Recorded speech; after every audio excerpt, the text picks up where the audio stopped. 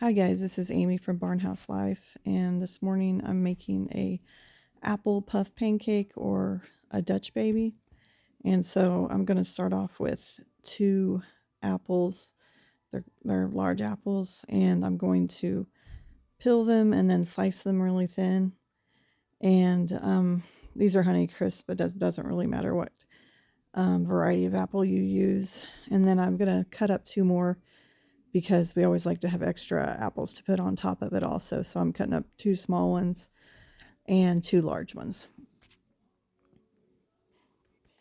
And my daughter has painted my nails for me.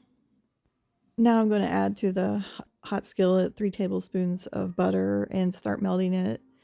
And then in the back, that's where I'm going to cook my extra apple. So I added a couple tablespoons there. And then as this melts, I'm going to add 4 tablespoons of brown sugar to this mixture here. Then I'm going to get all this stirred up together, and I'm going to start adding my apples next. Then I'm going to stir those around and start getting those coated with brown sugar. And then I'm going to sprinkle on the cinnamon next and get the apples covered with that. And while that's cooking, I'm going to start on the liquid part. And this is a 3/4 cup of milk I put in there. And then you want to add 1/2 cup of flour. I had a whole cup here, so I had to just eyeball it. And then we're going to add our salt and vanilla to this mixture. And then we're going to whisk it until there are no more lumps left in it. And I have found if you don't do it in this process, if you add the eggs first, it is very hard to get all the lumps out. But if you do that, if you have an immersion blender, you can just stick that in there and that will get all the lumps out.